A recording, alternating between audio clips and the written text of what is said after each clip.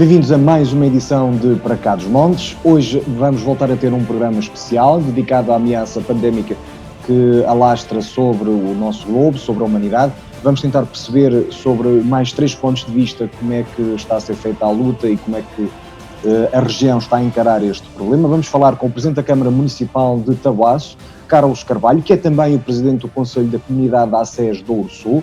Vamos perceber não só na perspectiva do município, como também da comunidade que agrega os centros de saúde do Douro Sul, como é que está a ser feita a resposta à ameaça pandémica do Covid-19. Depois vamos falar com a doutora Maria José Lacerda, que além de vereadora não permanente da Câmara Municipal da Régua, é também coordenadora de uma unidade de saúde familiar do Douro, neste caso na ACES Douro Norte 1. E finalmente falaremos com o Bispo de Vila Real, Dom António Augusto Azevedo. Nós estamos a entrar na Semana Santa e fomos perceber de que forma que a Igreja propõe que o momento mais importante do seu calendário seja comemorado e celebrado nas famílias e nas casas de cada um de nós. É este o programa que temos hoje preparado. Vamos começar precisamente com o Presidente da Câmara Municipal de Tabuaço, Carlos Carvalho. Tenho agora aqui comigo Carlos Carvalho, Presidente da Câmara Municipal de Tabuaço. Tabuaço já tem casos confirmados de Covid-19. Eu perguntava-lhe, e esta semana anunciou que está a fazer testes junto das IPSS, mas que pretendia até alargar a outros membros da comunidade. Eu começava por lhe perguntar como é que está a decorrer este processo do teste à população e às instituições. Muito boa tarde. Agradecer em primeiro lugar mais uma vez à Rádio Universidade pela oportunidade que nos dá de podermos falar um pouco sobre aquilo que são as nossas realidades locais e, portanto, este processo de testarmos a população começou numa primeira instância através daquele protocolo que existia com a Câmara Municipal da Régua e com o Centro de Rasteio, e nós começamos numa primeira perspectiva, portanto, a tentar testar todos os profissionais de risco, sejam eles de IPSS, utentes com sintomas, forças de segurança, hospital, farmácias, tanto bombeiros, todos estes profissionais de risco. Entretanto, entendemos que por uma questão de que, na nossa opinião, quanto mais testarmos, mais possibilidade temos de conter e de prevenir, alargar estes testes a todas as IPSS, e foi nesse sentido que nós solicitamos, portanto, ao laboratório em causa o agendamento desses testes já há cerca de uma semana e meia atrás. O que tem acontecido é que, infelizmente, e pela falta de material que tem vindo a ser veiculado por todos, não apenas aqui, mas pelo Governo e a nível nacional, esses testes têm sido agendados conta-gotas. E a verdade é que nós temos realmente feito alguns, mas temos que realmente aqui também priorizar e temos nesta fase colocado na linha da frente desses testes mais os profissionais de risco, como ainda agora, durante a próxima semana e já amanhã irão ser testados, portanto, uma série de bombeiros.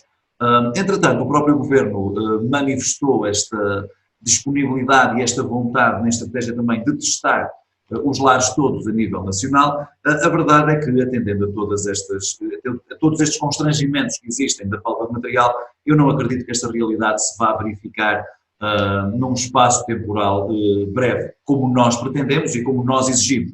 Parece-me que até aqui há alguma dificuldade, porque criamos uma série de expectativas, quer na nossa população, quer também nas autoridades locais, nomeadamente em quem gere estas entidades mais sensíveis e de maior risco, que depois o Governo acaba por não conseguir cumprir, porque já há uma semana e pouco que houve esta manifestação. Existe e o Norte foi deixado fora desta campanha, para já, não é? E o problema maior é que nós próprios também não temos nenhum tipo de informação do porquê da forma como os testes estão a ser distribuídos e da forma como eles estão a ser feitos a nível nacional, distribuídos ao longo do país. Portanto, a única coisa que nos foi solicitada era de que iriam haver testes para todo o país. Portanto, neste momento, sinceramente, eu tenho alguma dificuldade em acreditar que será uma solução a breve trecho através do Governo. Nós, da nossa parte, mantemos, como temos já pedido e agendado, na sequência daquilo que disse, os testes para todas as nossas IPSS e para os profissionais delas também, como também para estes profissionais de risco que estão na linha da frente. Infelizmente, temos tido esta dificuldade através destes testes de Zaragatoa, vulgarmente chamados, temos tido alguma dificuldade no seu agendamento. Ao termos conhecimento também de que há algumas entidades privadas, alguns municípios têm levado a cabo testes de uma ou outra variedade, que são testes de sangue, temos também já propostas em cima da mesa, estamos neste momento a analisar, até porque existem opiniões divergentes e, como é lógico, isto aqui depois é uma matéria de saúde pública para a qual nós muitas das vezes temos que consultar quem de direito sabe da matéria, até porque ao querermos fazer o bem, e é nesse sentido que eu acredito que todos nós estamos a agir, ao querermos fazer o bem e ao querermos, no fundo, tentar acelerar o processo, podemos não estar a trabalhar da melhor forma. Portanto, a nossa vontade mantém-se, temos os pedidos já feitos, temos os pedidos para marcação agendados por Zaragatoa e iremos analisar, não apenas nós aqui, mas juntamente também com os restantes municípios do Douro Sul, as possibilidades que aqui teremos, quer a nível governamental, quer a nível privado, quer a nível do município, quer a nível depois das IPSS. A garantia que nós deixamos é de que, à medida que formos conseguindo agendá-los, iremos continuar a fazê-los, a expensas do município, aqueles que forem do foro privado, a expensas do Serviço Nacional de Saúde, aqueles que forem prescritos. Muito bem. Além da questão dos testes, o município, e à semelhança de outros, mas também em Taboaço, já criou espaços de isolamento, recorreu a hotéis e a pavilhões, ou está a pensar fazê-lo eventualmente, e criou um banco de voluntariado. Qual é o ponto de situação destas medidas? Nós, infelizmente, estamos, e como há pouco ainda falávamos em off, não existe um manual de instruções na forma como nós gerimos uma situação dessas, ou na forma como nos posicionamos. Portanto, a realidade é, dentro daquilo que nós vamos vendo e vamos observando e que se vai passando à nossa volta, tentarmos ir antecipando cenários. E parece-me que nós, nesse sentido, e importa aqui também salientar isso, parece-me que nós em Portugal temos-lo feito bem. Ao olharmos para países vizinhos e para outras realidades no mundo, parece-me que tomamos uma série de medidas mais cedo. Parece-me também que a nossa comunidade, a nossa sociedade interiorizou determinado tipo de constrangimentos que teria que vivenciar para que isto se ultrapassasse mais rápido. Portanto, e nós também, é aquilo que temos estado a tentar fazer numa base diária. Nós, logo de início, entendemos que deveríamos encerrar os serviços municipais ao público, continuamos, como é lógico, até porque nós, enquanto os representantes do governo local, a presença do Estado no nosso território, entendemos também que devemos dar um sinal de continuidade, de esperança e de que as coisas não param e de que há futuro para além deste período que nós esperamos curto. Continuamos a trabalhar, mas no sentido também de reduzirmos o facto das pessoas circularem e de estarem umas com as outras. Portanto, nós encerramos os serviços municipais, suspendemos também os transportes públicos para evitar maiores locações, criamos essa linha de apoio que permite medicamentos, alimentos, tudo aquilo que as pessoas nas nossas aldeias, nas nossas freguesias necessitam, nós levamos. Fomos também pensando numa eventual realidade menos positiva em lares ou que implique o realojamento de pessoas, entramos aqui em duas vertentes. Uma delas foi a transformação do nosso espaço do pavilhão municipal, que está, portanto, praticamente pronto, equipado com cerca de 66 camas, no fundo, para situações transitórias que permitam o realojamento ou pessoas que eventualmente tenham que estar em quarentena e não tenham condições nos seus próprios municípios para fazer. E falamos também, e aqui tenho que ressalvar, das unidades hoteleiras, e não apenas, de praticamente todo o tecido empresarial e de toda a sociedade taboacense, este espírito de colaboração, tanto, e temos também a disponibilidade de algumas unidades hoteleiras, principalmente as maiores do nosso concelho, para serem ocupadas em caso de emergência. Portanto, parece-me a mim que nós, e como todos nós vulgarmente verbalizamos, até porque nós temos aquela tendência de quando verbalizamos as coisas se calhar se concretizam. Esperemos que não seja preciso, mas estamos neste momento a tentar antecipar o máximo de cenários. Banco de voluntariado, estamos neste momento a recolher as inscrições. Nós fizemos aqui um apelo também muito forte à nossa comunidade universitária, recém-formados, pessoas também que estão formadas há pouco tempo e ainda não estão a trabalhar, no sentido de, porque para além de todo o voluntariado, e atenção, sem qualquer sentido perceptivo para quem não integra este universo que eu acabei de dizer, não é isso, mas parece-me que com esta formação adicional nós podemos até criar algumas equipas multidisciplinares que permitam ajudar-nos nesta prevenção, nesta contenção, mas também até a delinear estratégias no combate. Portanto, parece-me que será importante e nós, no início desta semana, iremos ter algumas novidades, até porque muito daquilo, como a forma que o Banco de Voluntariado irá funcionar, também dependerá muito, quer do número de voluntários, que neste momento já me parece bastante grande, mas também daquilo que são as áreas de formação do mesmo.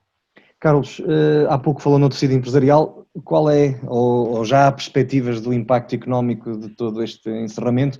Este é um assunto que se calhar agora é o que menos importa, mas a verdade é que depois poderá também daqui advir problemas de natureza social no futuro. Portanto, já sentiu da parte dos empresários de Taboaço preocupações nesse sentido? Certamente que as sentiu, mas com que gravidade? Como é lógico e até como há pouco falávamos, Luís, o facto de não haver manual de instruções não nos consegue fazer medir aquilo que será o impacto económico na economia e nós diariamente vamos assistindo neste desfilar de comentários e de entrevistas nos diferentes canais de televisão, vamos assistindo e mesmo economistas têm posições distintas sobre aquilo que será o impacto. A verdade é uma, e este aqui parece-me que até a olho nu e qualquer um de nós sem qualquer formação na área económica tem a noção é de que vamos passar por um período mau, vamos passar por um período menos bom, até porque decorre daquilo que é o encerramento de praticamente uma série de atividades que são para nós pilares importantíssimos para a sustentabilidade do nosso território.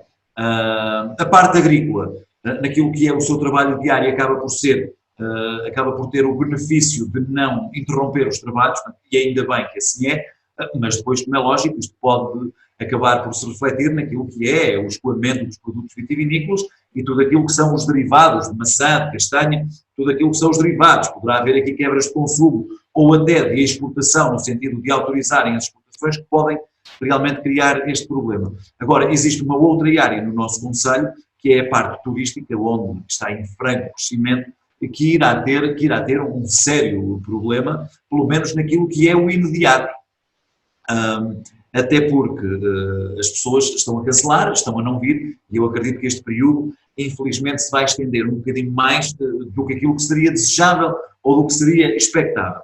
Por um outro lado, e aqui também olhando numa perspectiva de otimismo, a realidade é que nós hoje em dia estamos em igualdade de circunstâncias. Ou seja, as pessoas não estão a deixar de vir ao Douro e a vir a Taboaço pelo facto de estarem a escolher outro tipo de destinos turísticos. Portanto, isto é uma situação global e que no dia de amanhã, quando normalizar e quando nós retomarmos os nossos hábitos, eu acredito que nós iremos novamente ter o fluxo de turistas que tínhamos no passado, até porque, volto a frisar, não é pelo facto de escolherem outros destinos que aqui não vêm, é esta situação global que leva a que neste momento isto esteja fechado. Agora, é um problema na área agrícola, na área turística, na área das restantes empresas, prestação de serviços, de vendas, e nós, neste momento, estamos também,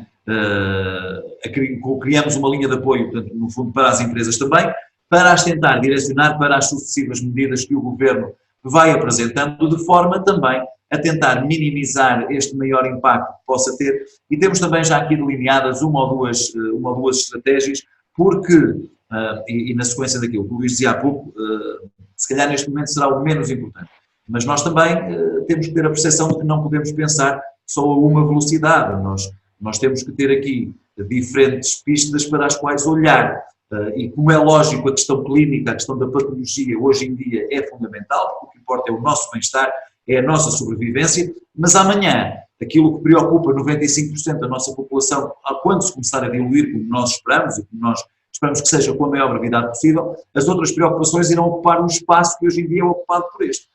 E nós amanhã iremos ter que realmente ter determinado tipo de estratégias no terreno, mas estas estratégias também é importante que aqui se digam, não são exclusivamente municipais, nem podem ser, até porque os municípios não têm a capacidade de o fazer isoladamente. Tem que ser uma Cimedouro, tem que ser uma região norte, tem que ser o governo do país. E eu espero também que nós tenhamos esta facilidade, até porque nós temos visto uma série de apoios. Ainda ontem se falava que Bruxelas aprovou um pacote de alguns milhões de euros para apoio das empresas. Agora nós temos que perceber o que é que o Governo pretende fazer. Mais ainda, eles também têm que nos ouvir para que nós digamos aquilo que nós entendemos que deve ser feito nos nossos territórios. Eu ainda há bem poucos dias falava, em conversa com o Sr. Secretário de Estado, falava que era importante, se calhar, até um novo período de regularização de precários, porque nesta fase há uma série de pessoas que estão confundidas, que estão com receio daquilo que será o futuro. Portanto, todos os sinais que quer a Câmara possa dar, quer o nosso Governo, quer também a comunidade municipal possa dar no sentido de fortalecer a confiança das pessoas é importante. E atenção, não se pense isto como frieza, é apenas nós termos que pensar um bocadinho à frente daquilo que é a nossa realidade agora. Porque, no fundo, eu tenho dito isto algumas vezes, não é apenas a forma como nós vamos sair da crise que importa, porque a partida ela vai passar. Com maiores custos, com menores custos, com mais peso, menor peso, ela vai passar. Agora, a forma como nós nos comportamos, a forma como nós ultrapassamos a crise é que me parece que irá ser fundamental para aquilo que virá a seguir, para termos uma sociedade mais inclusiva, mais justa, mais competitiva, e nós podemos realmente também aproveitar muito deste tempo que agora temos mais livre, pelo menos quem tem estado em casa, que se calhar outros, felizmente ou infelizmente, não o fazem, porque são trabalhadores essenciais, mas quem está mais em casa realmente é importante nós às vezes também perspectivarmos e priorizarmos aquilo que são as nossas prioridades, passa a redundância. O Carlos é também presidente do Conselho da Comunidade da ACES Douro Sul. Para quem não conhece, este é um órgão que tem, e talvez entre várias funções, aquela que é mais relevante nesta fase, a função de assegurar e articular com os municípios da área geográfica todo o trabalho que é feito pela ACES. Esta semana estiveram reunidos num fórum, via online, obviamente. Como é que tem decorrido esta articulação dos serviços de saúde no Douro Sul?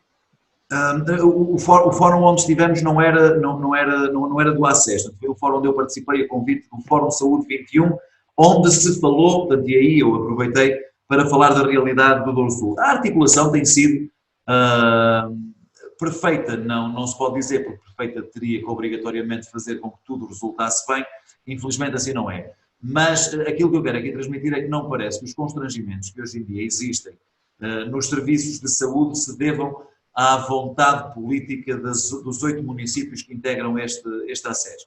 Atenção, e nem também dos profissionais, porque me parece que têm sido, tenho a certeza, e eu ainda há uns dias publicamente expressei essa gratidão a todos os profissionais de saúde, desde os mais importantes àqueles que desempenham apenas trabalho administrativo ou de manutenção naquilo que são as unidades, têm sido incansáveis.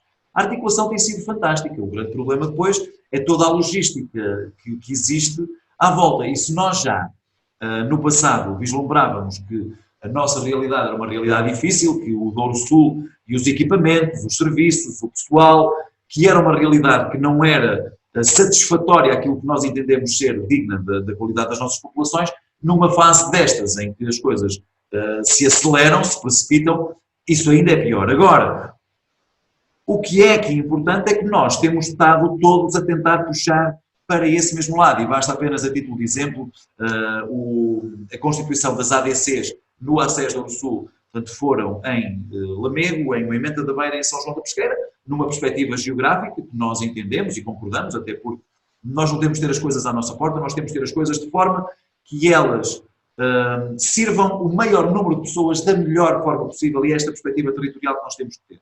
E que, numa fase inicial, o centro de testes era único e seria em Lamego. E a verdade é que fomos tendo a comunicação de que os testes afinal não estavam prontos. O que vai de encontro àquilo que eu também falei no início, de que nós, mesmo tendo a vontade de estar a testar toda a gente, neste momento eles não existem. Portanto, e foi-nos dito que apenas no final da próxima semana, portanto, nunca antes do dia 9, esses testes estariam disponíveis no ACES Douro Sul. A realidade é que através, quer do próprio ACES, quer do Conselho da Comunidade, quer da ARS Norte, quer do próprio laboratório, quer de todas as câmaras que aqui estão à volta, incitamos uma série de contactos, uma série de diligências, e estamos em condições de afirmar que na próxima terça-feira os testes irão ser iniciados, portanto, em Lamego. Não é o desejável, nós gostaríamos que já tivesse começado na semana passada, mas é também sintomático daquilo que é fruto de uma ação coletiva e de uma ação concertada. Parece-me que não apenas o Conselho da Comunidade do Acesso do Sul, também a Comunidade Intermunicipal do Douro. Temos aqui um papel fundamental, porque sozinhos nós podemos ir tomando boas medidas, mas elas não têm o impacto que deveriam ter, até porque representam apenas um universo demasiado pequeno. Portanto, parece-me que esta articulação que tem acontecido nestes dois órgãos tem sido fundamental para que pelo menos consigamos travar o máximo possível a presença do vírus na nossa região, que neste momento parece-me está a valores bastante abaixo daquilo que será uma média nacional e que nós esperamos assim continuar. O Carlos há pouco desafiou a todos aqueles que estão em casa com um bocadinho mais de tempo a pensarem de como é que vamos enfrentar os próximos tempos. Na semana passada o Presidente da Câmara da Régua dizia-nos precisamente em matéria de cuidados de saúde que se calhar isto vai nos ajudar a perceber que os cuidados primários têm que estar ainda mais próximos das populações. Nós temos uma região do Douro que está dividida em duas zonas no que diz respeito à matéria de saúde, Douro Norte e Douro Sul, e tanto uma como a outra, tirando o Douro Norte, que acaba por integrar a Vila Real, que tem um centro hospitalar, mas a verdade é que sofrem mais ou menos nos problemas, ou seja, os concelhos têm sido sucessivamente esvaziados dos cuidados mais básicos. Acha que também pode ser um ensinamento a tirar de toda esta crise, voltarmos a olhar para os cuidados de saúde de uma forma ainda mais próxima do que aquela que temos? Mas isso é lógico e ainda bem que o Luís toca nesse ponto, até porque parece-me que o principal ensinamento, ou a principal conclusão, e esta é transversal a todos os comentadores, a todos os agentes de informação que existem, é de que nós investimos pouco no nosso Sistema Nacional de Saúde. Esta é a principal conclusão, e de que para estarmos preparados para este tipo de realidades temos que realmente ter uma estratégia a nível de saúde pública incomparavelmente muito mais aprofundada e não apenas de gestão à medida que os problemas vão surgindo, e este parece-me que tem sido o problema de há uns anos a esta parte. Tem existido um muito menor investimento na área da saúde, e a verdade é que quando as coisas vão correndo normalmente, vai dando é quase a história da manta, não é? Puxamos para cima, destapamos um bocadinho os pés, mas depois puxamos para baixo e vamos nos aquecendo aos bocadinhos. Quando depois acontece uma situação em que tudo se precipita e em que nós temos uma percentagem de população a necessitar dos cuidados de saúde, aí nós verificamos que realmente essa falta de investimento reflete-se naquilo que é a qualidade de vida dos nossos cidadãos. E eu espero muito sinceramente que nós não cheguemos a outras realidades como de Espanha e como de Itália, onde os sistemas de saúde estão neste momento a priorizar tratamentos, a priorizar quem irão colocar a fazer determinado tipo de coisas porque não têm capacidade para todos.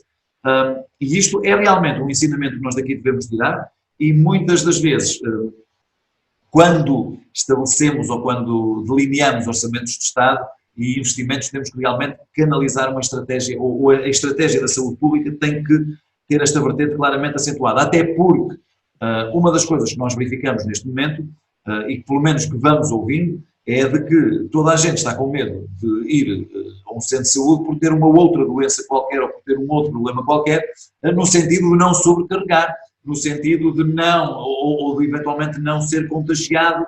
Portanto, a principal ilação que o nosso governo terá que tirar, ultrapassados que sejam todos estes procedimentos para tendencialmente normalizarmos a situação, terá que ser olhar para a saúde pública com olhos de ver e com investimentos necessários que permitam que nós, no dia de amanhã, se voltarmos a ter uma situação idêntica, tenhamos capacidade de resposta. Até porque se tivermos essa capacidade de resposta para uma situação dessas, iremos ter um sistema de saúde excepcional para todo o resto que acontece quando não precisarmos todos dele ao mesmo tempo. Carlos, para terminar, pedia-lhe uma mensagem para Taboaço, para a região. Em primeiro lugar, mais uma vez, obrigado à Rádio Universidade e ao Luís por nos dar esta oportunidade de podermos falar e também de falarmos para todos. Eu tenho que salientar aqui o espírito das pessoas de Taboaço, que têm, em primeira instância, ainda antes das medidas serem tomadas, consciencializaram-se e têm cumprido, eu não digo religiosamente, porque há sempre situações pontuais, mas têm interiorizado e cumpriram, portanto, com este estado de resguardar-se, de cumprirem com aquilo que são as principais normas no sentido de não disseminarmos e tentarmos evitar ao máximo que a nossa comunidade tenha mais casos. Portanto, em primeiro lugar, uma palavra muito especial de agradecimento e de que nós também aqui, da nossa parte e da Câmara Municipal, tentamos diariamente antecipar, prever e minimizar todos os constrangimentos, todos os obstáculos que possam criar dificuldades naquilo que é a vossa qualidade de vida, que já de si, pelo facto de estar completamente alterada àquilo que é a normalidade, sofre. Portanto, um obrigado muito especial a todos os taboacenses, que eu estendo também atenção, até por aquilo que tem sido à nossa região e também ao nosso país, porque me parece, nós tantas vezes dizemos que nos outros lados é que é e nos outros lados é que é, nós, desta vez, eu não sei como é que isto vai resultar, ninguém tem uma bola de cristal mas não é por nossa culpa que isto vai correr mal, porque nós, tirando raras exceções, nós consciencializamos e fomos nós até muitas das vezes que forçamos as entidades a tomarem decisões. Portanto, um agradecimento muito grande a todos, isto, principalmente aos taboacenses em especial. E uma palavra, Luís, se me permite, se tiver tempo também, a todos aqueles que são ou imigrantes ou que estão em outras localidades do nosso país e que infelizmente e por força de todas estas circunstâncias têm que se manter longe, não vão poder regressar nesta fase, porque depois é uma fase ainda por cima, apesar de todos os dias hoje em dia serem iguais, a Páscoa tem o simbolismo que tem, porque é um momento de família. Portanto, uma palavra a todos os imigrantes e a todas as pessoas que estão nos diferentes sítios do nosso país e que não vão poder estar com os seus entes queridos, com os seus. É difícil, é complicado e acreditem que, da nossa parte, nós sentimos tanto, até porque vós viríeis ter connosco e nós sentimos tanto como vós e eu espero muito sinceramente, para além de um grande abraço de força, de solidariedade e espero que cada um de vós, onde quer que estejais bem e resguardados e em nome da Câmara Municipal e em meu nome pessoal é para deixar um forte abraço e que melhores dias venham e é para isso que nós cá estamos, para que eles venham o mais rápido possível. Carlos, muito obrigado pelo seu tempo e por Obrigado, Luís, e pai resguarde-se e cuide de si. Igualmente, muito obrigado. Um abraço grande, um abraço grande.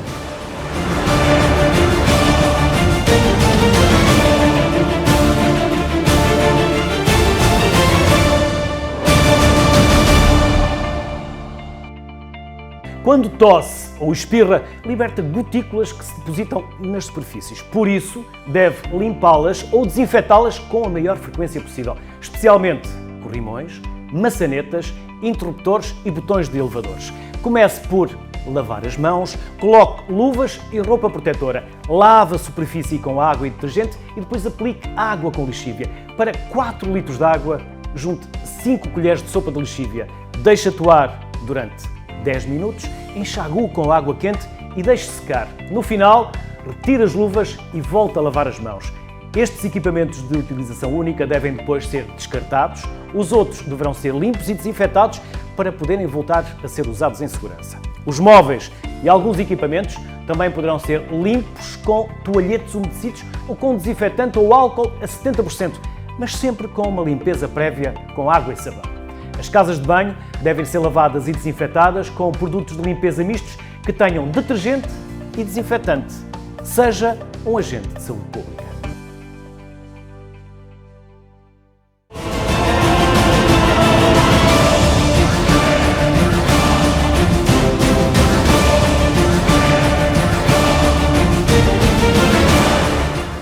Bem-vindos à segunda parte de Para Cá dos Montes. Connosco está agora a doutora Maria José Lacerda. Ela é coordenadora de uma das USFs do ACES Douro Norte e Marão, na cidade da Régua. É também vereadora não permanente da Câmara Municipal da Régua. E começava por lhe perguntar, nesta fase, para que não restem mais dúvidas, como é que estão a funcionar os centros de saúde? O que é que as pessoas se sentirem algum sintoma? Seja de Covid, seja de outras doenças, porque também se tem notado que há muita gente que está a deixar de ir aos centros de saúde com receio de poder ser infectado. O que é que têm que fazer? Muito bom dia e obrigado por nos dar esta oportunidade e para estarmos aqui, que também é mais uma informação que nós estamos a prestar aos nossos utentes. Como deve imaginar, isto no último mês houve uma revolução em Portugal, não é? Isto é uma revolução a todos os níveis e claro que nos centros de saúde, isto é um problema de saúde e os centros de saúde fundamentalmente estão a sentir essas mudanças às vezes 3 e 4 vezes no mesmo dia. Pode acreditar que é mesmo assim e isso traz-nos uma capacidade de adaptação que temos que ter e às vezes um bocado perdidos até, enquanto as normas não saem. Portanto, teve que ser feito um plano de contingência, portanto, esse plano de contingência teve várias etapas, neste momento estamos na etapa 3, e cada uma das etapas tem algumas condicionantes. À partida, isto é uma doença contagiosa, e como contagiosa que é, e não havendo vacinas, e não sabendo muito pouco acerca desta doença, o que sabemos mais é aquilo que se vai passando nos nossos vizinhos, em Itália e em Espanha, e isso deu-nos um pouco de tempo para que tomássemos consciência também das atitudes e dos comportamentos que temos que ter, que penso que mesmo assim nós estamos um pouquinho melhor do que os vizinhos italianos e espanhóis. Portanto, o que é que nós temos que evitar neste momento? Temos que evitar o contágio e para isso nós tivemos que fazer uma alteração a nível da organização das unidades de saúde. Portanto, tudo aquilo que eram consultas que estavam programadas e que nos faziam ter uma atividade diária com horas programadas, com horas marcadas, com consultas, diabéticos, hipertensão, crianças, tudo isso, essas consultas tiveram que ser todas desmarcadas. Neste momento nós estamos a fazer um atendimento apenas às situações que são mesmo imprescindíveis, como sejam aquelas vacinas que têm que ser feitas. Portanto, a medicação é toda feita via telemóvel ou via e-mail, e nós pedimos a todos os doentes e damos contactos telefónicos e de e-mail dos centros de saúde para que os utentes nos peçam tudo o que precisarem, que nos contactem primeiramente por telemóvel ou por telefone, para podermos dar essa resposta. Nós estamos a fazer o máximo que podemos sem que o doente se apresente na unidade de saúde. Cada vez que vem, tem que respeitar as ordens, não é? Hoje até nós no supermercado já não entramos todos em magote, entramos um de cada vez, por isso nos centros de saúde não há pessoas a acompanhar o doente, e o doente vai, aguarda com espaço nas cadeiras que temos e aguarda pela sua consulta. Portanto, existem neste momento uma consulta de atendimento para e apenas para situações agudas e situações que não podem ser adiadas. Existe também isto da parte das unidades de saúde, não é? Como já disse, o atendimento via telefone, mesmo algumas situações, porque todos nós temos uma lista de utentes que conhecemos bem, e por isso, se algum dos nossos utentes nos telefonar, nos mandar uma mensagem, nós falamos com eles e atendemos muitas vezes, resolvemos muitas situações por telefone, por e-mail, situações de baixa clínica, tudo isso é resolvido por e-mail e por telefone. As medicações também, toda a medicação que existe, até porque nós temos muitos doentes que neste momento estão longe e algumas entidades que também estão a colaborar bastante connosco, que são as juntas de freguesia, que ainda têm funcionários a trabalhar e, portanto, muitos dos doentes que não têm e-mail ou que não têm um telemóvel para receber a medicação no telemóvel, nós enviamos para o e-mail da junta de freguesia, que está mais próxima dos cidadãos e dos utentes, e por isso eles podem receber a sua medicação via e-mail.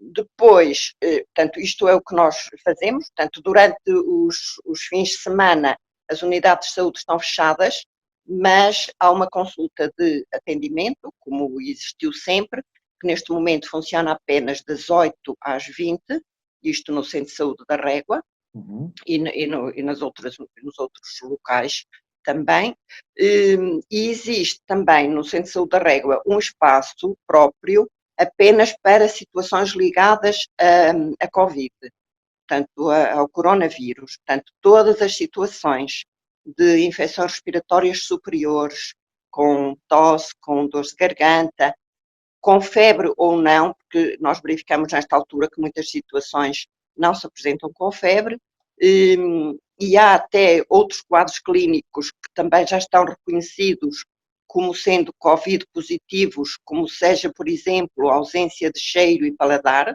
Temos algumas situações em que apenas esse sintoma aparece, e teremos que estar todos atentos a isso.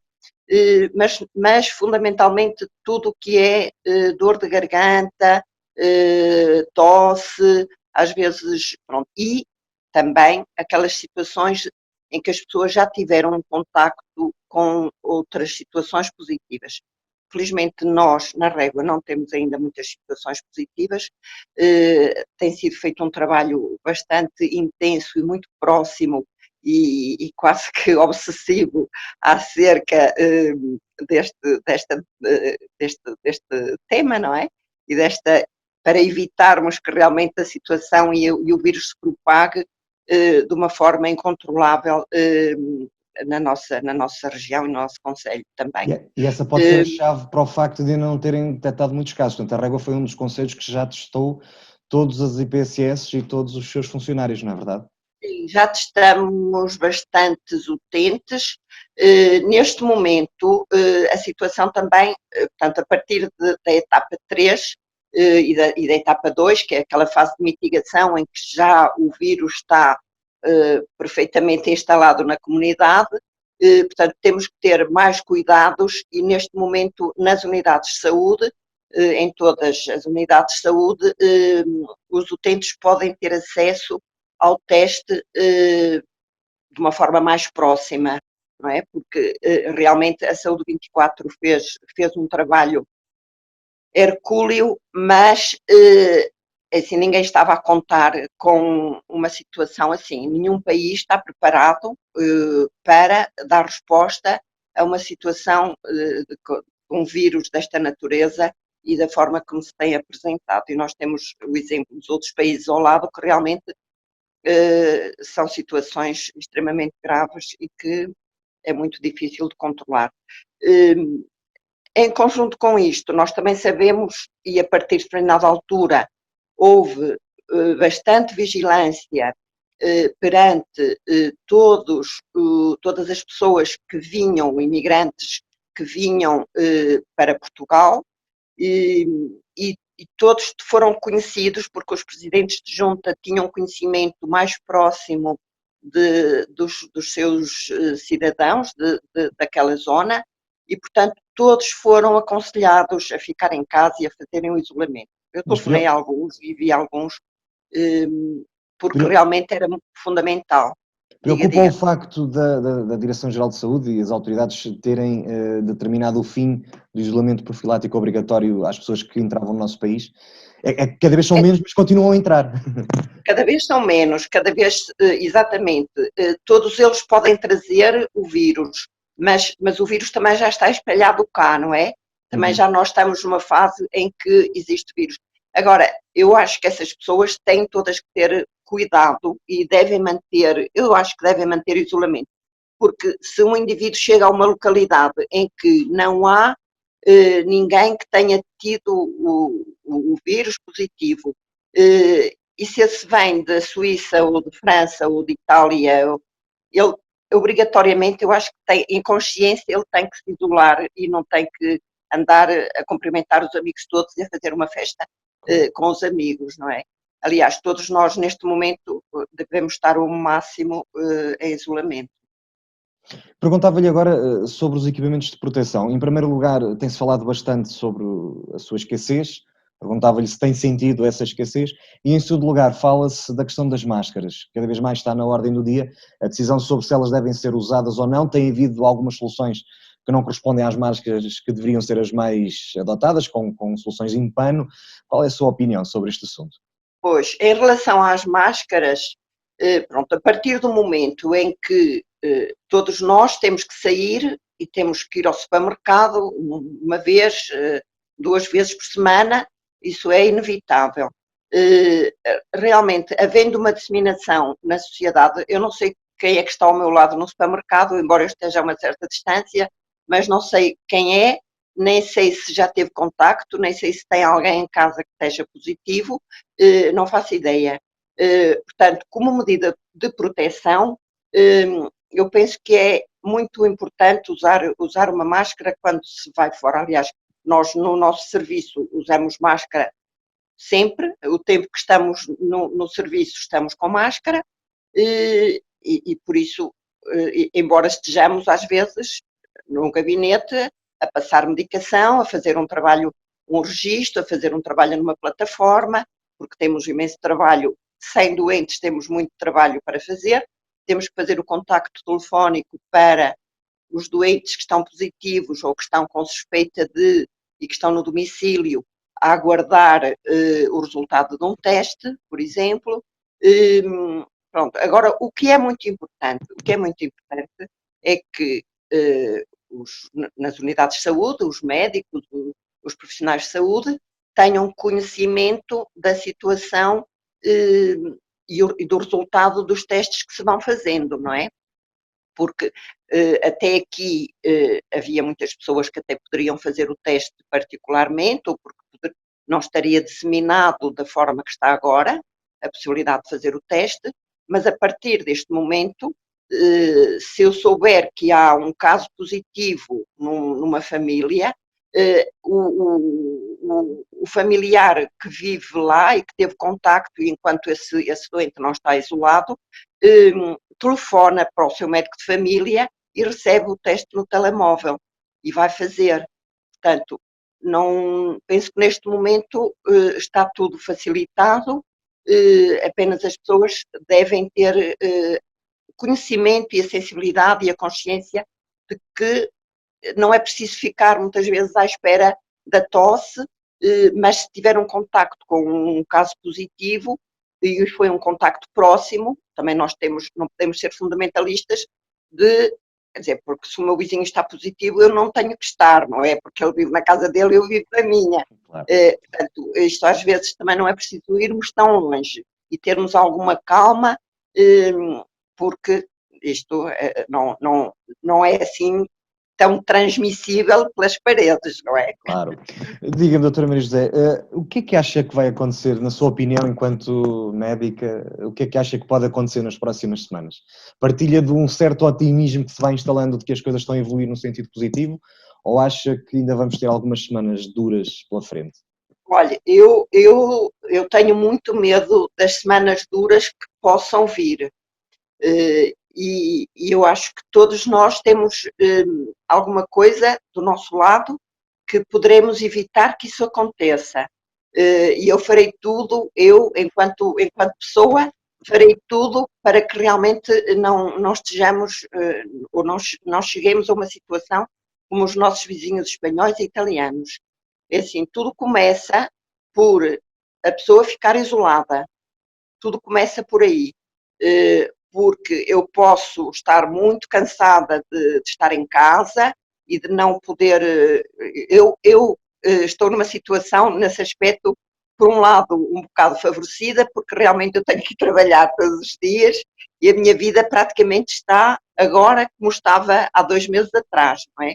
Eu saio todos os dias, vou trabalhar, claro que no meu serviço eu tenho cuidados, eu quando vou à rua, ao supermercado, tenho cuidados, portanto, agora eu posso num contacto com um utente que até esteja ou desprevenida ou que não esteja a usar os meus cuidados que eu tenho que usar como profissional de saúde, como seja usar a máscara sempre, nós improvisamos umas viseiras, nós colocamos vidros de separação, nós temos a distância necessária entre a secretária e a cadeira do utente, nós daqui a uns tempos até nos vamos rir dessas situações que parecem caricatas, mas são obrigatoriamente necessárias. Portanto, eu tenho os meus cuidados.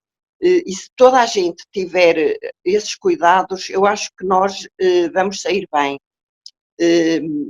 Agora, eu tenho essa esperança, não é? Eu tenho essa esperança. Da minha parte, é assim, tenho uma disponibilidade total para que ninguém precise sair de casa e que se consigam fazer as coisas da melhor forma e podendo estar disponível para resolver situações e evitar que as pessoas andem na confusão, não é? Eu penso que eu não quero chegar àquela situação de ver aquelas imagens que vimos na televisão e que continuamos a ouvir. Claro que são países com uma população maior, mas eu ainda há pouco tempo ouvi o exemplo da República Checa, que realmente usaram as máscaras de uma forma mesmo intensiva e que estão a ter melhores resultados numa população semelhante à nossa. Parece ser relacionado com as máscaras e até com a disseminação da BCG, também há algumas teorias nesse sentido. Sim. Pois também há teorias assim e agora muitas coisas vão aparecer, não é? Claro. A doutora Maria José Lacerda portanto, recebeu um louvor da Ministra da Saúde porque foi uma das primeiras profissionais que se disponibilizou para a linha de apoio médico. Eu não sei se essa linha ainda está a funcionar, mas na altura, só muito rapidamente, o que é que a doutora Maria José Lacerda, de que forma o que é que essa linha representava para quem não sabe?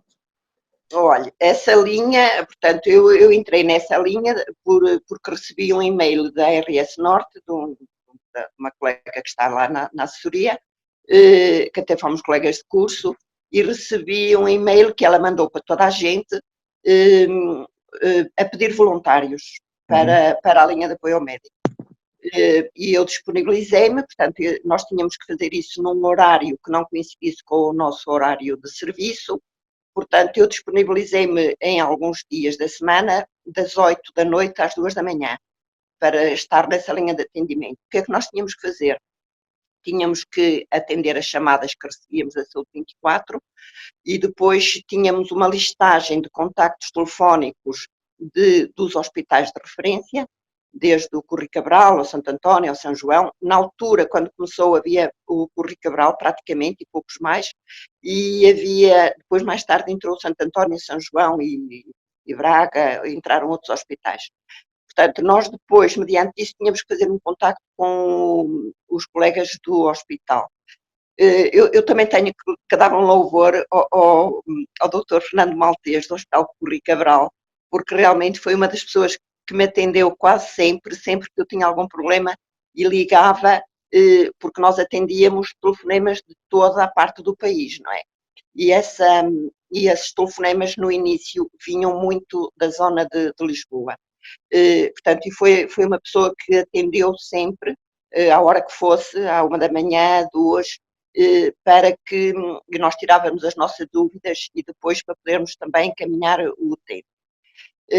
Isso foi um trabalho surreal.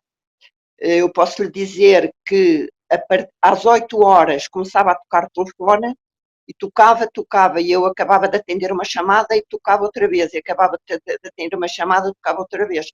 E quando eu atendia o telefone, do outro lado diziam-me, olha, posso lhe dar mais um caso? Olha, posso lhe falar mais de um caso? Pronto, e eu a certa altura eu tinha 10, 11 casos e tinha que suspender o atendimento telefónico para resolver os casos que tinha em cima da mesa. No espaço de meia hora caíam-me 80 chamadas. Portanto, está a imaginar o que era. A determinada altura, portanto, a linha começou a ficar insuficiente e pediram para estarmos mais tempo. Portanto, eu tinha dado no início uma vez por semana, das 20 às 2 da manhã, e depois houve ali um fim de semana, entre mais ou menos pelo dia 15 de março, que eu dei ali o dia 13 à noite, o dia 15 e o dia 17, foi por aí. Foram assim alternados e tal, porque depois deitava-me tarde, depois outro dia ia trabalhar na mesma, levantava-me cedo. E então, no dia 15 de março, eu fiquei com a noção de que realmente o vírus estava por todo lado, porque enquanto na semana anterior os contactos que eu tinha recebido maioritariamente eram situações que de pessoas que tinham vindo de Espanha e que estavam com sintoma, tinham vindo de França, tinham vindo de Itália e tal, tinham um sintoma e tal. Passado uma semana, as situações eram completamente diferentes. Eu tive a noção que o vírus estava disseminado. Já eram as pessoas, um taxista do Porto que tinha transportado um senhor, entretanto a Uber tinha-lhe ligado mais tarde a dizer que o senhor que estava positivo, pronto, estava perfeitamente instalado na comunidade. Eu, nessa altura, quando cheguei ao centro de saúde e falei com os meus colegas, eu disse, isto está completamente disseminado, isto vai ser uma coisa, porque realmente os casos eram imensos, e o contacto de uma pessoa para a outra, cá já, era facílimo, não é? Desde as pessoas que, por exemplo, tinham viajado no avião e a pessoa que estava no lugar da frente tinha vindo a tossir e a pessoa estava preocupada, quer dizer, estava quase positivo à partida. Portanto, eu tive a noção que realmente isto ia ser um bocadinho duro. Pronto, e assim, isso, o que foi a linha, foi na altura em que funcionou, partiu realmente da disponibilidade e do voluntarismo de muitos profissionais, e eu penso que foi por isso que a senhora Ministra resolveu fazer esse louvor. Funcionou, mas manifestamente insuficiente. Doutora Maria José, terminávamos pedindo-lhe uma mensagem. As suas palavras certamente terão mais peso do que as da maioria de nós. A doutora Maria José é uma médica, é reconhecida pela comunidade. Que mensagem gostaria de deixar nesta que é também a Semana da Páscoa, em que as pessoas vão se ver privadas de estar com os seus? Pois, é assim, eu também irei passar o domingo de Páscoa sozinha.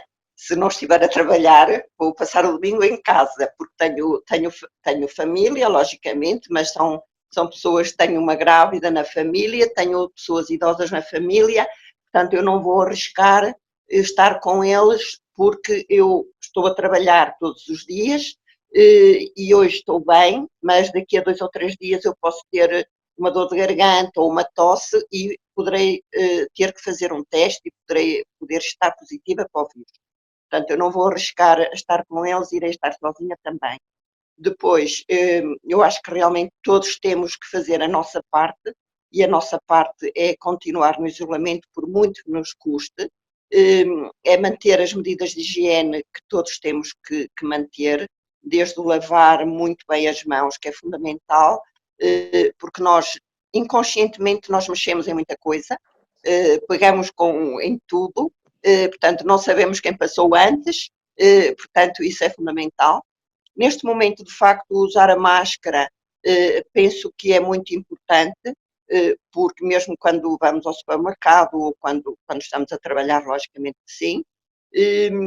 Depois, a disponibilidade da nossa parte, acho que é fundamental e manteremos essa disponibilidade também. Depois o aceitar as condições pela parte dos utentes, e os utentes sabem que pronto, o que tem acontecido até agora, eu às vezes até pergunto onde é que estão os nossos doentes todos, que estão tão sossegados, mas eu acho que isso também depende da resposta que nós lhe damos. E se lhe telefonarmos de vez em quando, se calhar eles vão ficar contentes e vão ficar satisfeitos, não é? Porque estamos preocupados com eles e nós também, às vezes, pela voz, sabemos como as pessoas estão. E a esperança de que realmente todos nós poderemos, com o nosso contributo, poderemos ultrapassar esta crise de uma forma eficaz e muito satisfatória, que vai ser uma vitória para todos. Com certeza. Doutor Maria José, permita-me que, em nome de todos aqueles que, como eu, estão em casa, agradeça o vosso trabalho, na sua pessoa, de todos os profissionais da saúde que estão a dar o máximo que têm, e muitas vezes o que não têm, e que vão ser determinantes, porque de certeza absoluta que vamos vencer, e todos juntos, todos a fazer o nosso papel, vamos lá. Muito obrigado pelo seu tempo. Obrigada também, e fiquem em casa.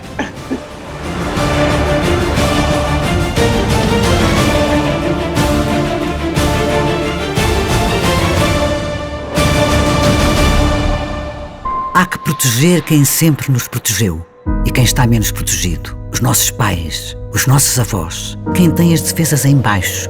E o que é proteger numa situação como a que vivemos? É acompanhar, socorrer, cuidar, é resguardar. Faça-lhes as compras, ajude nas necessidades básicas e de afeto.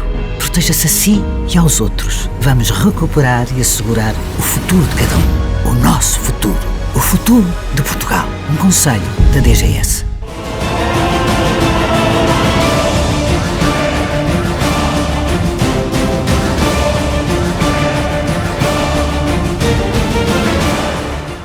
Bem-vindos à terceira parte de Para Cá dos Montes.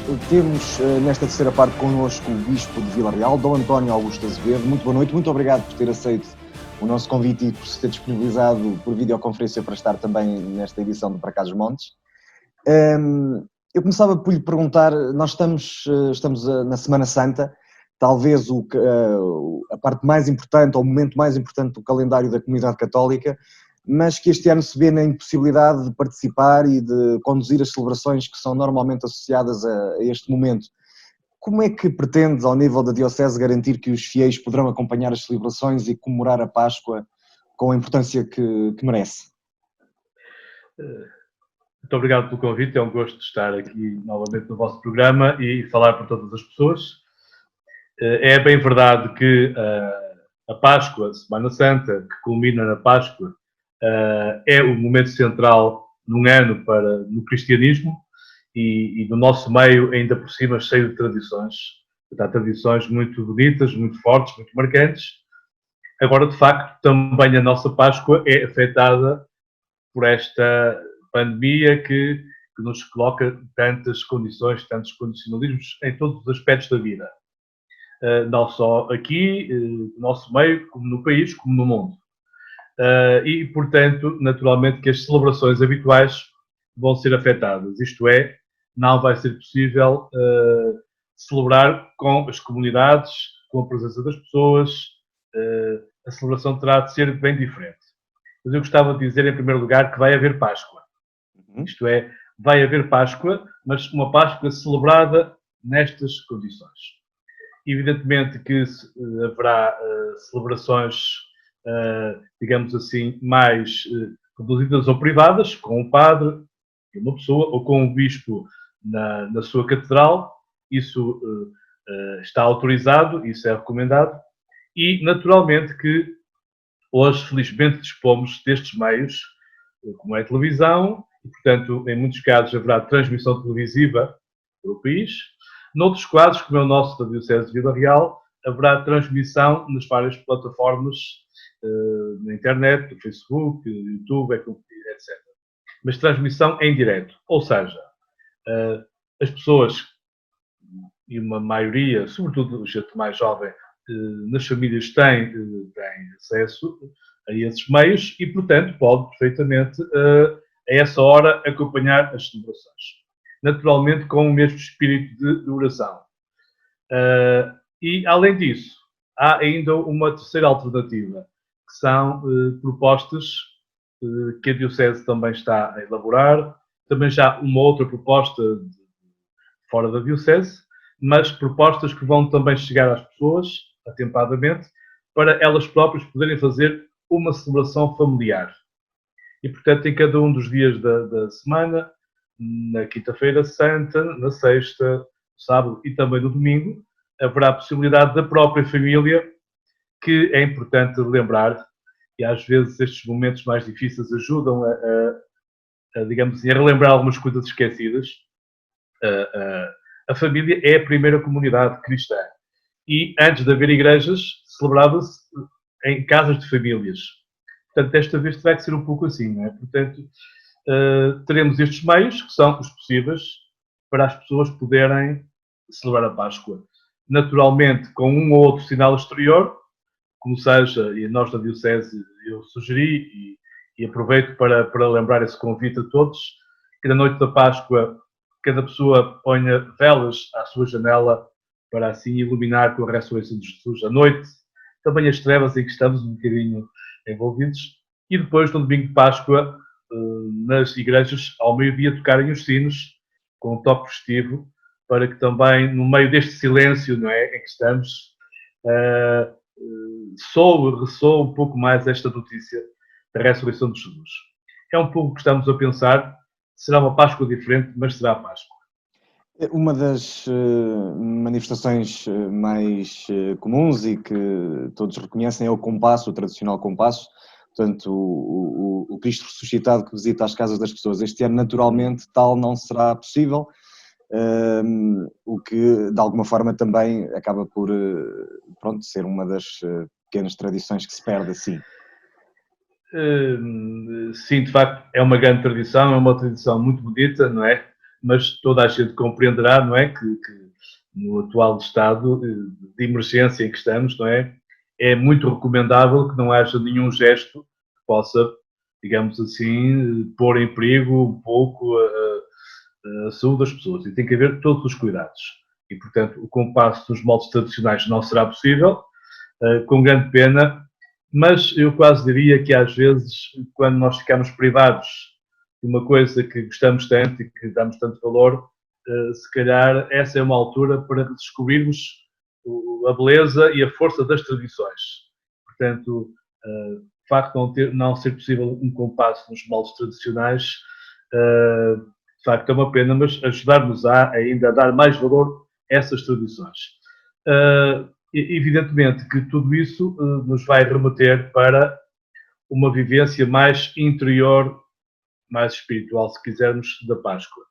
Nós, às vezes, temos muitas tradições, mas ficamos só do lado exterior, não é? A sua exterioridade, e muito bem, são coisas muito bonitas, mas este ano, digamos assim, é um ano para reforçar a componente interior, perceber porque é que fazemos as coisas, qual é o seu lugar, qual é a sua importância e, de facto, para um cristão, e eu acho que também, de certo modo, para a nossa cultura, a Páscoa, de facto, tem uma centralidade muito grande.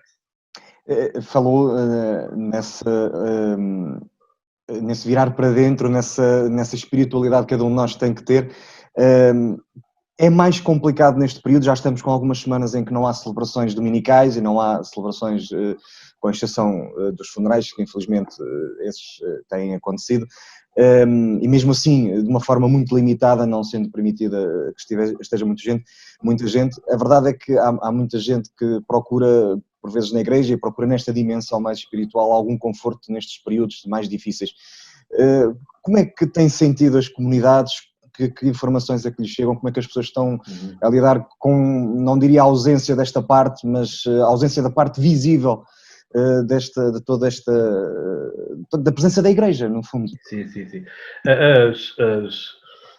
Aquilo que me tem chegado através dos padres e de outras pessoas, de várias mensagens, é, em primeiro lugar, reconhecer e elogiar também as pessoas, as comunidades, que acataram muito bem estas decisões, que não são do diocese, são do país e são do mundo, portanto, não são exclusivas nossas, não é?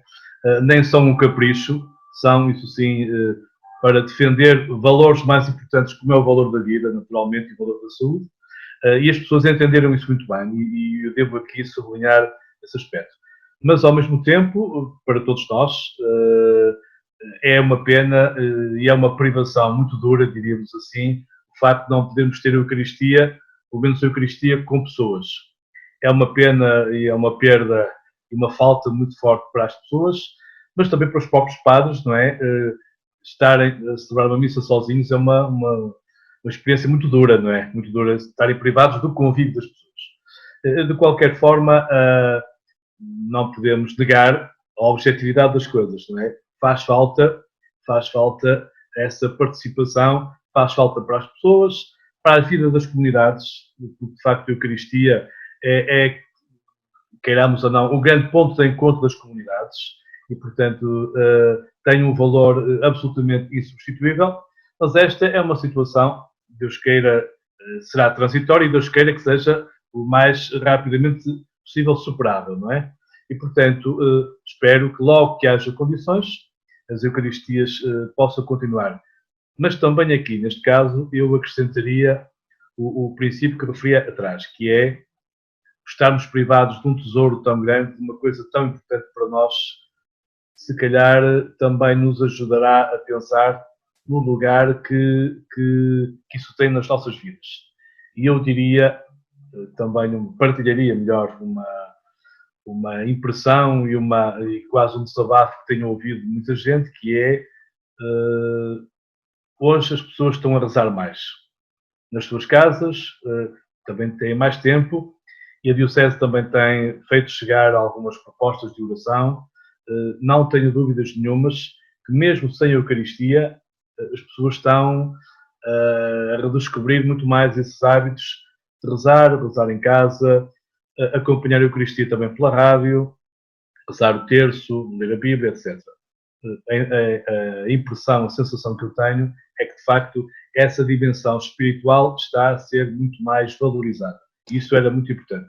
Eu ia lhe perguntar precisamente se achava que este período podia mudar a relação, primeiro se poderia mudar as pessoas, isso é a relação com a Igreja, parece-me que já me respondeu de alguma forma a essa pergunta, e eu acrescentaria que mesmo o facto de adotar o uso das redes sociais de uma forma mais massificada, talvez, está se calhar a chegar a públicos mais jovens que às vezes é mais complicado que se interessem ou que acompanhem as celebrações eucarísticas. Concorda com esta ideia, certamente?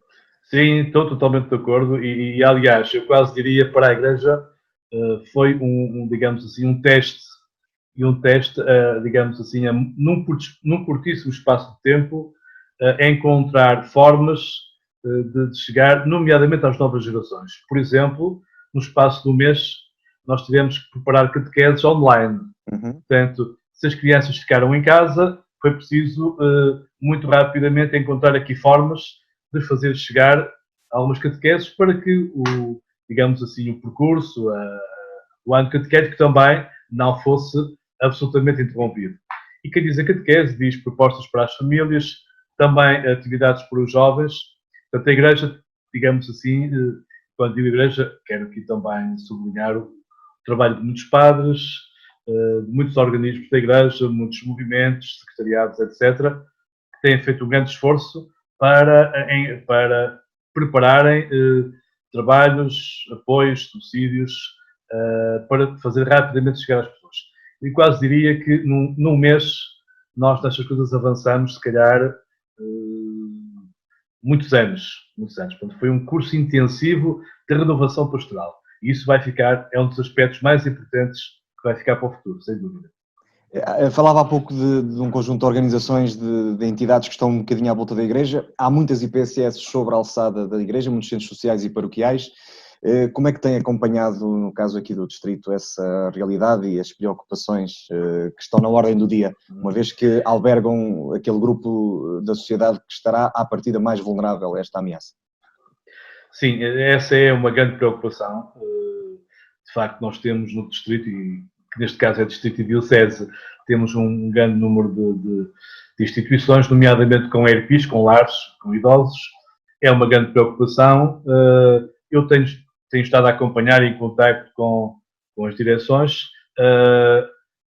Evidentemente que a primeira recomendação é que, naturalmente, cada uma delas cumpra à risca, digamos assim, as orientações do Estado, das autoridades sanitárias e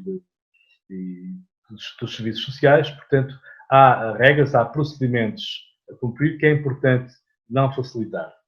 Mesmo assim, pode acontecer, evidentemente, algum imprevisto e mesmo aí é necessário ter previsto algum tipo também de procedimentos, de planos de contingência, etc., para resolver, ou pelo menos para atenuar essas situações.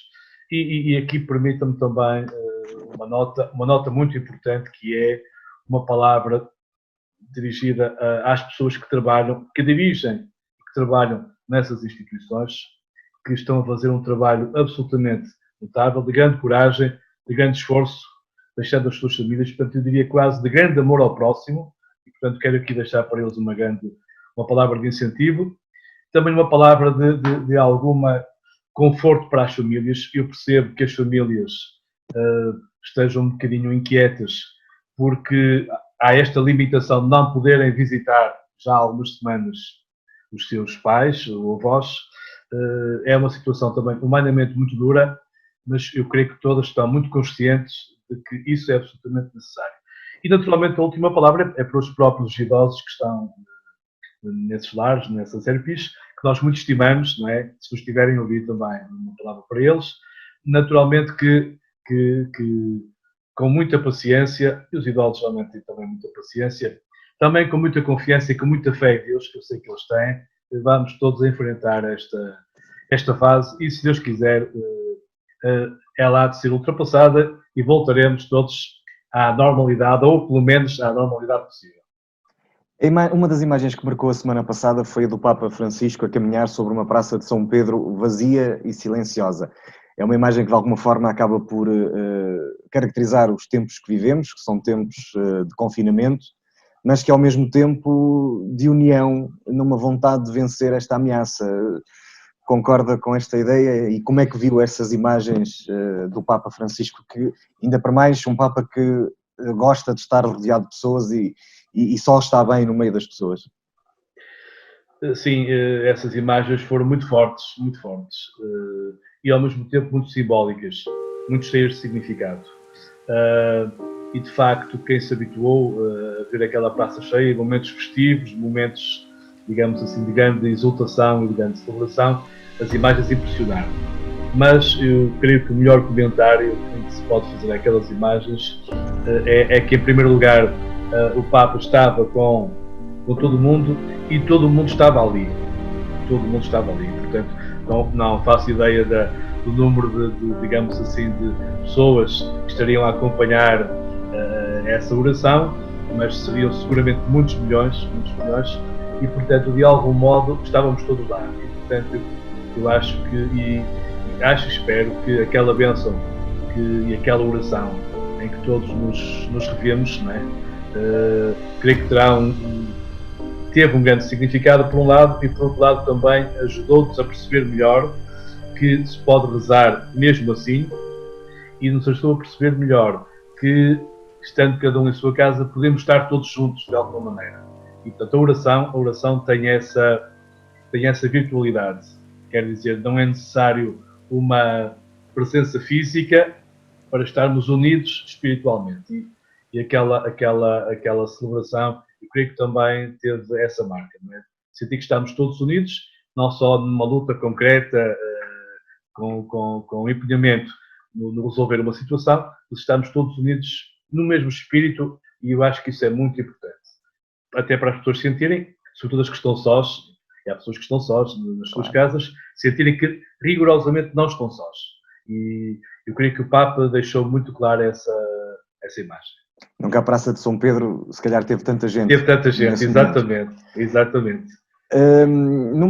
Na entrevista que nos deu no início do ano, dizia-nos que considerava o povo transmontano dotado de uma resiliência particular, não foram exatamente estas as palavras, mas creio que terá sido esta a ideia. Acha que essa é a característica determinante para enfrentarmos as semanas que aparentemente serão mais duras e que nos esperam? Sim, sem dúvida. Acho que também nestas situações de provação, digamos assim, eu acho que vem ao de cima o melhor da humanidade. Eventualmente ou pontualmente pode vir também o pior, mas espero que não. Espero que venha só o melhor. E, portanto, no caso concreto do nosso público, com esta cultura, isto é habituado também muitas vezes a passar por situações de dificuldade. Elas existem no presente e, uma vez superadas, outras advirão, de outra ordem, convém também estar preparado para isso, mas, no entanto, eu estou certo que digamos assim, a nossa população, concretamente de Trás-os-Montes e Alto Douro, eu acho que tem espírito, tem força interior suficiente para passar este mau bocado, como o povo costuma dizer, e passar este mau bocado significa também passá-lo, digamos assim, de forma solidária. O facto de estarmos em nossas casas, digamos assim, de algum modo remetidos ao nosso ambiente, não significa que não nos preocupemos uns com os outros. E, portanto, acho que também neste espírito solidário, cuidar de si para poder cuidar do outro, eu acho que vamos ser capazes de passar estas semanas, sejam elas quantas forem, não é? E voltar, de facto, à vida normal. Acho que vai vir ao de cima, uma vez mais, esse espírito, essa resistência, essa resiliência, essa paciência também, e essa fé também, porque tudo isto está ligado, não é? Essa confiança de que digamos assim, para lá deste monte que temos que subir, não é? Vai haver novamente mais uma planície bonita e, portanto, tudo ficará bem se Deus quiser. E essa é a mensagem que quero deixar a todos os transmontanos nesta fase. Sim, exatamente, e de modo especial uma mensagem de confiança, de saber, de acreditar que estamos todos uns com os outros, está o Bispo com o seu povo, com os seus padres, com as suas comunidades, e as comunidades estão também unidas, e eu acho que é muito importante nunca deixarmos ninguém só, na aldeia ou na cidade, preocupar-nos para que ninguém esteja só, esteja necessitado disto ou daquilo, deste bem ou daquele, ou de uma palavra porventura, encontrarmos formas de o manifestar, e por outro lado também desejar, portanto, a oportunidade, não é, para desejar a todos uma Santa Páscoa. Não será uma Páscoa com tantos doces, tantas amêndoas, tanta festa, tanta esterilidade, mas tenho a certeza absoluta que vai ser uma Páscoa muito mais vivida interiormente e focada naquilo que verdadeiramente interessa, que é acreditarmos que Jesus está connosco, que está vivo, que ressuscitou e, portanto, também, nesta hora, não nos vai abandonar. Então, para todos os meus cumprimentos. Esteve connosco Dom António Augusto Azevedo. Mais uma vez, muito obrigado pela sua disponibilidade. Votos de uma Santa Páscoa. Eu que agradeço. Também. Muito obrigado para vocês todos também. Muito obrigado. E esperamos voltar a encontrar-nos um dia destes, novamente, mas já no estúdio e, de facto, com todas essas características que eu referi há pouco e que neste momento tanta falta nos fazem. Mas, como também o disse, vai correr tudo bem e vamos ficar todos bem. Muito obrigado. Muito obrigado, muito obrigado. Termina assim mais uma edição de Para Cá dos Montes. Este programa é uma coprodução da Universidade FM com a Associação de Valdouro. Se perdeu a emissão, o vídeo fica disponível nas redes sociais e o áudio nos principais serviços de podcast. Este programa tem a edição de Daniel Pinto, a apresentação de Luís Almeida e de Ana Gouveia. Já sabe, boa Páscoa, mas sobretudo, por favor, fique em casa.